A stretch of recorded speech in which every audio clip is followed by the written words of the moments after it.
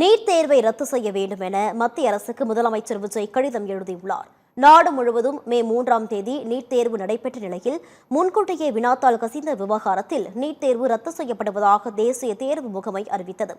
இது தொடர்பாக மத்திய அரசுக்கு முதலமைச்சர் விஜய் எழுதியுள்ள கடிதத்தில் நீட் தேர்வை ரத்து செய்திருப்பது நாடு முழுவதும் உள்ள லட்சக்கணக்கான மருத்துவ மாணவர்களின் நம்பிக்கையை தகர்த்துள்ளது என்றும் நீட் தேர்வில் முறைகேடு நடப்பது இது முதல் முறை அல்ல எனவும் தெரிவித்துள்ளார். உச்சநீதிமன்றத்தின் வழிகாட்டுதல்படி மத்திய அரசு இஸ்ரோவின் முன்னாள் தலைவர் ராதாகிருஷ்ணன் தலைமையில் ஒரு உயர்நிலை நிபுணர் குழுவை அமைத்தது. அக்குழு சீர்திருத்தங்களுக்கான 95 விரிவான பரிந்துரைகளை சமர்ப்பித்தது.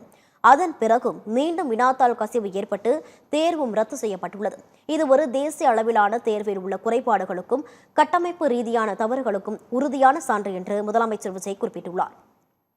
நீட் தேர்வு அறிமுகப்படுத்தப்பட்ட நாள் முதலே தமிழக அரசு அதை எதிர்த்து வருவதை சுட்டிக்காட்டியுள்ள அவர், நீட் தேர்வை ஒழித்து MBBS, BDS மற்றும் ஆயுஷ் படிப்புகளில் மாநில ஒதுக்கீட்டின் கீழ் உள்ள அனைத்து இடங்களையும் 12ஆம் வகுப்பு மதிப்பெண்களின் அடிப்படையில் நிரப்ப மாநிலங்களை அனுமதிக்க வேண்டும் என்று வலியுறுத்தியுள்ளார்.